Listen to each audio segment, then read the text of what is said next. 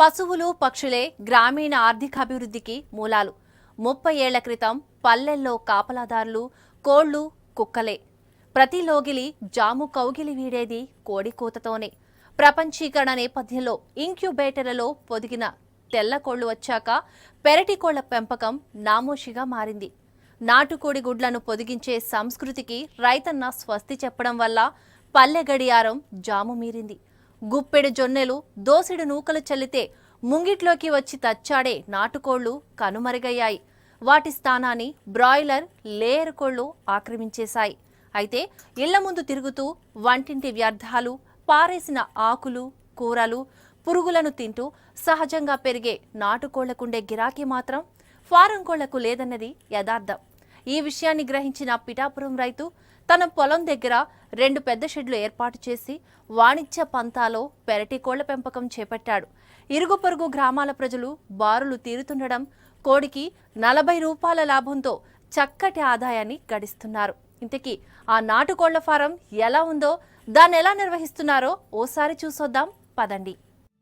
గ్రామీణ జీవనానికి అద్దం పట్టే కొక్కురొకో సైరన్ అరుదైన పల్లెల్లో ఆర్థిక స్వాలంబన కోసం అనుబంధ రంగమైన నాటుకోళ్ల పెంపకాన్ని ఉపాధిగా చేసుకుని పురోగమిస్తున్నారు. ఆరుబయట ప్రదేశాల్లో, పండ్ల తోటల్లో 100 కోళ్లు పెంచుతూ మంచి ఆదాయాన్ని గడిస్తున్నారు. ఆ కోవకు చెందిన పెంపకందారుల్లో ఒకరు తూర్పుగోదావరి జిల్లా పిఠాపురానికి చెందిన భాస్కర్ రెడ్డి. పెద్దగా చదువుకోని భాస్కర్ రెడ్డి అధిక శ్రమ, పెట్టుబడితో కూడిన వ్యవసాయం కంటే కోళ్ల పెంపకం మేలనుకున్నారు. బ్రాయిలర్, లేయర్ కోళ్లతో పోల్చితే నాటుకోళ్లకు మార్కెట్లో మంచి గిరాకీ ఉంది. పండుగ సమయంలో ఫారం కోళ్లతో పోల్చితే కోడి 500 పైనే అమ్ముతుంది. పైగా ఆరోగ్యానికి మంచిదనే ఉద్దేశ్యంతో పెరటి కోళ్ల పెంపకానికి మళ్లారు భాస్కర్ రెడ్డి.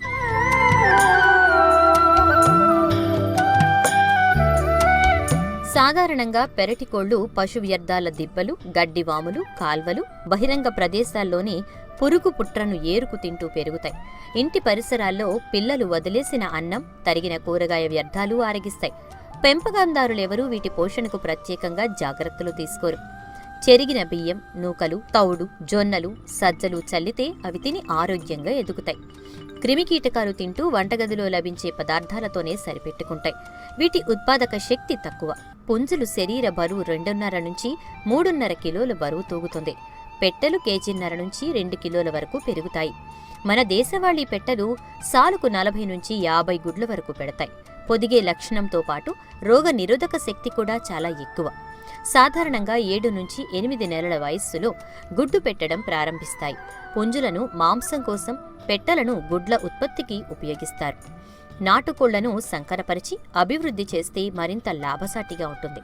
అయితే కొక్కెర, మసూచి వంటి వ్యాధులు ప్రబలినప్పుడు 40 నుంచి 60% పెట్టెలు, పుంజులు చనిపోయే ప్రమాదముంది. ఫలితంగా సకాలంలో వ్యాధి నిరోధక టీకాలను ఇవ్వడం ద్వారా సమస్యను అధిగమించవచ్చు. నేను చాలా పనులు వ్యవసాయం చేసేవాడినండి. వ్యవసాయంలో మంచి అంత రాణించేది కాదండి.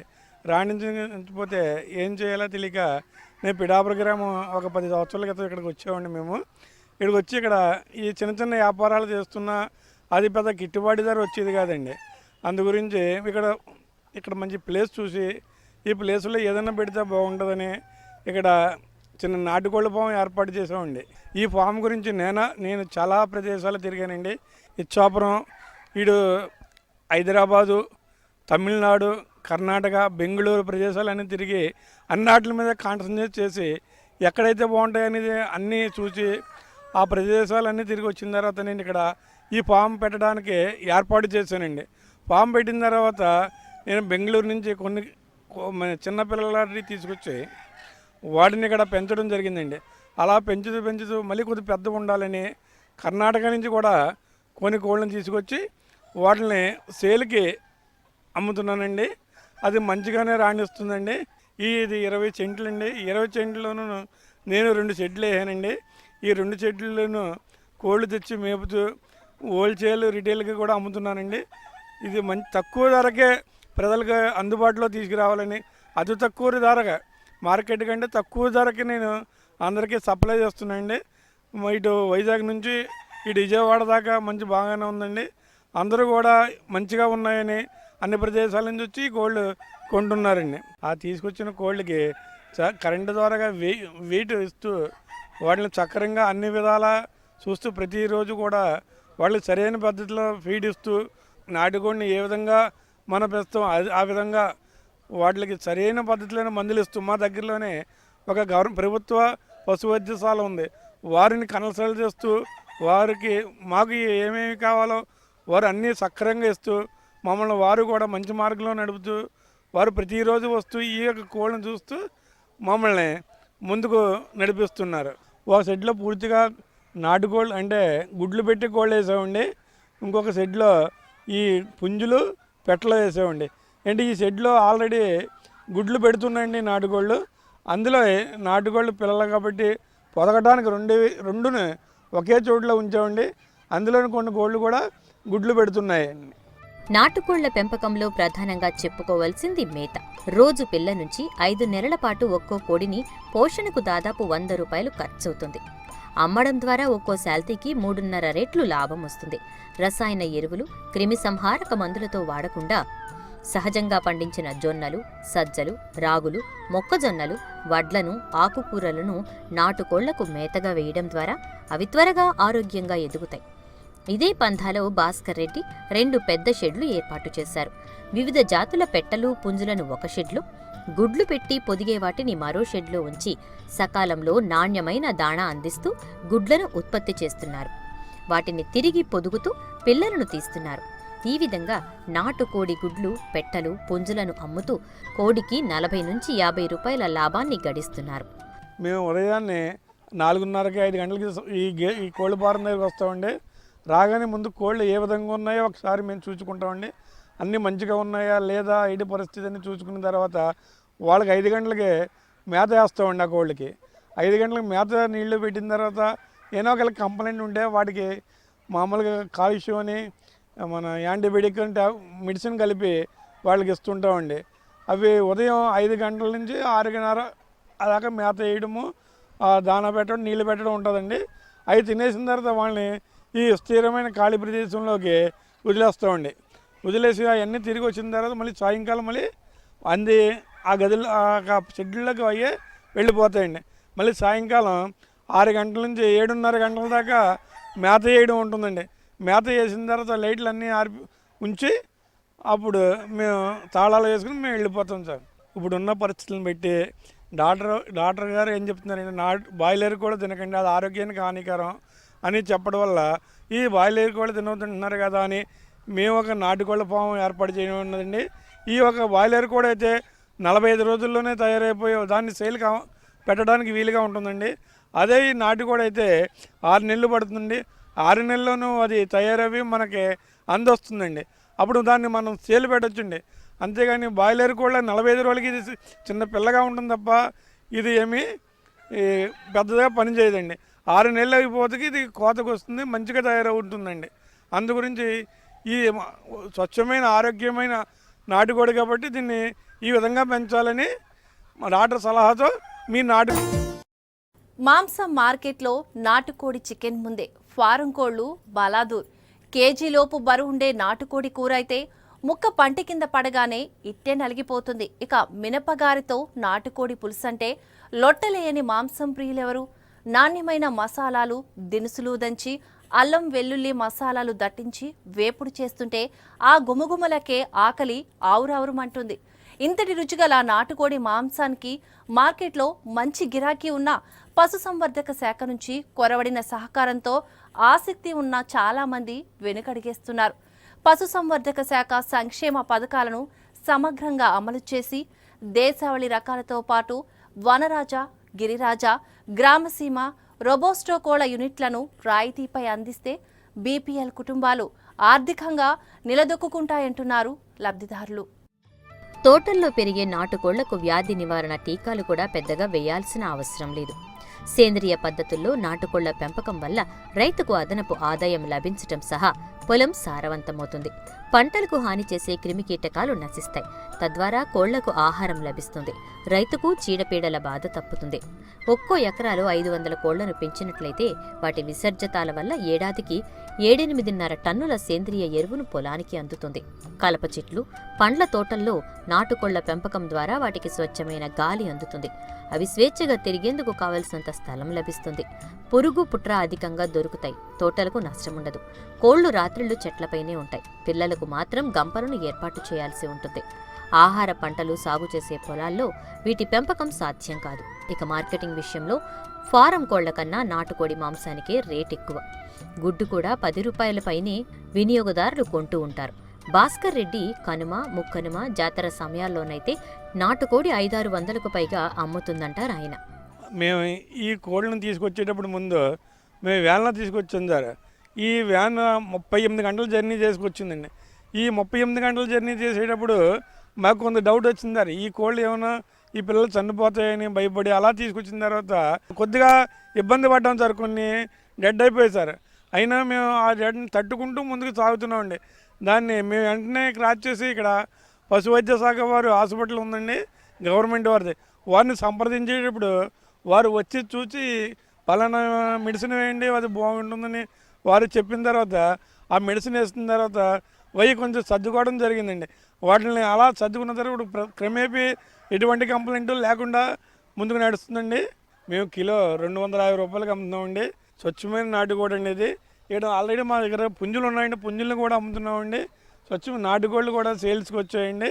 ఇవి మేము ప్రతిరోజు దీన్ని 2 మనుషులు అలా కాచి కాపాడుతూ దీని పర్యవేక్షణలోనే మేము ఉంటామండి. అన్నీ చూసుకుంటూ ఏదైనా కంప్లైంట్ వచ్చిందంటే దాన్ని సరైన పద్ధతిలో కూడా దానికి మంచి ట్రీట్మెంట్ ఇస్తూ మంచి ఆరోగ్యంగా ముందుకు నడుపుతున్నామండి. ఇక దేశవాళీ రకాలను పోలి ఉండే వనరాజ, రాజశ్రీ, గ్రామసీమ, రెయిన్బో, రూస్టర్ కోళ్ల పెంపకం సైతం రైతులకు లాభసాటిగా మారింది. వనరాజ కోళ్లు అధిక రోగ నిరోధక శక్తిని కలిగి ఉంటాయి. పెద్ద సైజులో గుడ్లు పెడతాయి. పెంపకం ఖర్చు చాలా తక్కువ. మిగతా కోళ్లతో పోల్చితే వనరాజ కోళ్లు ఎక్కువ కాలం బ్రతుకుతాయి. దేశీ కోళ్లు కూడా వీటి గుడ్లను పొదుగుతాయి. ఈ కోడి పిల్లలను 4 నుంచి 6 వారాల వరకు నిర్ధారిత ఉష్ణోగ్రతలున్న బోనుల్లో ఉంచాలి. ఎలాంటి రోగాలు రాకుండా వాటికి ఎప్పటికప్పుడు టీకాలు వేయించాలి. అప్పుడే పుట్టిన వనరాజా కోడి పిల్లలకు మ్యారెక్స్ రోగం రాకుండా 0.20 మిల్లీలీటర్ల మందును ఇంజెక్షన్ ద్వారా వేయాలి. 7 రోజుల తర్వాత కొక్కెర రోగం రాకుండా కళ్లల్లో ఓ చుక్క లసోటా మందును వేయాలి. ఈ కోళ్ళని మేము తీసుకురావడానికి సుమారుగా కొంత ఖర్చు అవుతుందండి. ఆ ఖర్చును క్రాచ్ చేసుకుంటూ మీ ఇక్కడ దాని మేతకి ఇప్పుడు నా దగ్గర 659 కోళ్ళు ఉన్నాయి సార్. 659 కోళ్ళకి నేను రోజుకు ఒక దానా బస్తా వేస్తాను సార్. బస్తా ఖరీదు 1550 రూపాయలు సార్. ఈ పీడు పెరిగిపోవడం వల్ల మాకు లాభాలు కూడా పెద్దగా ఆశిస్తూ లేదండి. ఈ పీడు ఎప్పుడైతే పెరిగిపోయిందో వాటికి వేస్తుంటే అవి వేటు పెరగకుండా అలాగ ఉంటుంది సార్. వేటు పెరగడం వల్ల మాకు లాభాలు వస్తుంటాయి సార్. ఈ కోడి కేజీ 250 రూపాయలకి అమ్ముతామండి మేము. మాకు 210 రూపాయలు పడుతుందండి. ఇది 40 రూపాయల లాభం, తక్కువ లాభంతోనే మేము దీన్ని వ్యాపారాన్ని ముందుకు సాగిస్తుందండి. ఎటువంటి ఒడిదుడుకు వచ్చినా మేము ముందుకు నడవడానికి ప్రయత్నిస్తున్నామండి. ఈ తక్కువ లాభంలోనే ఎక్కువగా సేల్ అవుతుందండి. ప్రజలందరూ ఇక్కడికి వచ్చి కొనుక్కుంటున్నారు సార్. అన్నీ మంచిగా ఉన్నాయని ఎవరు అడిగినా సరే మంచిగా పెట్టారండి. దగ్గరలో ఉంది, మాకు మంచి కోళ్ళు తింటున్నామని ఇటు కాకినాడ నుంచి ఇటు వైజాగ్ నుంచి కూడా వచ్చి ఎక్కువగా కొని పట్టుకెళ్తున్నారు సార్. రాజశ్రీ కోళ్లు చూడటానికి మధ్యస్థంగా ఉంటాయి. ముదురు ఎరుపు రంగులో ఉండి పూర్తి నాటుకోళ్లను పోలి ఉండడం వీటి ప్రత్యేకత. పొడవైన కాళ్లతో చురుకుగా తిరుగుతూ ఉంటాయి. పిల్లులు, కుక్కలు నుంచి సులువుగా తప్పించుకుంటాయి. ప్రతికూలతలను తట్టుకుని ఎదుగుతాయి. వ్యాధి నిరోధక శక్తి ఎక్కువ. గుడ్లు ఉత్పత్తికి, మాంసానికి అనువుగా ఉంటాయి. గుడ్లు ఉత్పత్తి కోసమైతే ఏడాది పాటు పెంచుకోవచ్చు. సాధారణంగా సీజన్లలో వచ్చే వ్యాధుల నుంచి కాపాడుకోవటానికి మొదటి నుంచి వివిధ రకాల టీకాలను వేయాల్సి ఉంటుంది. రోజు వయస్సు కోడి పిల్లకు మ్యారెక్స్ రోగం రాకుండా చర్మం కింద టీకా వేయించాలి. అలాగే 5 నుంచి 7 రోజుల వయస్సు కోడి పిల్లలకు కొక్కెర తెగులు రాకుండా లసోటా చుక్కల మందును కన్ను, ముక్కు ద్వారా వేయాలి. 8 నుంచి 10 రోజుల వయస్సులో గంబోరో చుక్కలను మరోసారి వేయాలి. 28 నుంచి 30 రోజుల వయస్సులో కొక్కెర తెగులు రాకుండా లసోటా బూస్టర్ టీకాను వేయాలి. 7వ వారంలో అమ్మ తల్లి సోకకుండా కంట్లో సూది మందు వేయాలి. 8వ వారం కొక్కెర తెగులు రాకుండా R2D సూది మందును కంట్లో వేయాలి. అలాగే 8 నుంచి 10 వారాల్లో మరోసారి R2D వేయాలి. రాజశ్రీ కోళ్లు 72 వారాల వరకు 140 నుంచి 160 వరకు గుడ్లు పెడతాయి. ఈ గుడ్లకు మార్కెట్లో ఉన్న గిరాకీ మాంసాహార ప్రియులకు తెలియంది కాదు. నేను ఖాళీగా ఉన్నప్పుడు మా చిన్నాన్నగారు వ్యాస గారు కాకేసి ఏం చేద్దామని అడిగినప్పుడు నన్ను మా బావమర్చి నూకారెడ్డిని, ప్రతిభ గారిని ముగ్గురిని కూర్చోబెట్టి అడిగినప్పుడు నేను నాటుకోళ్ళ ఫామ్ పెడితే బాగుంటుందండి అని చెప్పానండి.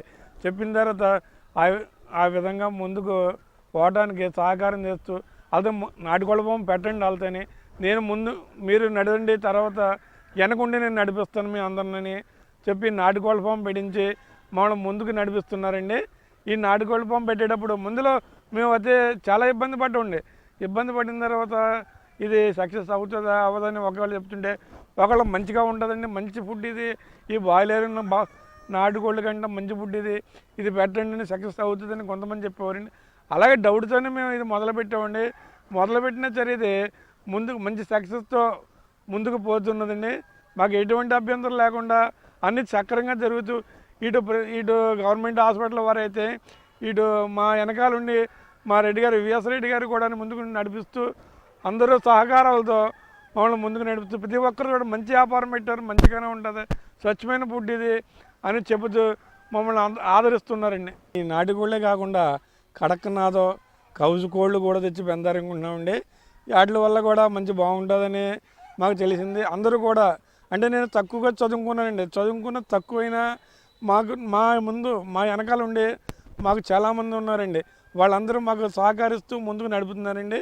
మాకు ఎటువంటి ఆటంకం లేకుండా అందరూ కూడా ముందుండి నడిపిస్తున్నారండి. త్వరలోనే మేము కూడా యాత్రీస్ కూడా స్టార్ట్ చేద్దారనుకుంటున్నామండి. ఈ పెట్టిన గుడ్లతోనే మా స్వయంగానే యాత్రి పెట్టి వాటిని మళ్ళీ పిల్లల్ని పెంచి ఉత్పత్తి చేసి వాటిని పెంచి అమ్ముతారని మేము అనుకుంటున్నాం సార్. గుడ్లలో చెప్పుకోదగినవి గ్రామప్రియ కోళ్లు. ఈ కోళ్లను తెల్లగా ఉండి రెక్కలపై ఎర్రని నల్లని మచ్చలు కలిగి ఉంటాయి. ఈ జాతి పుంజులు అనుకూలమైన బరువును కలిగి ఉంటాయి.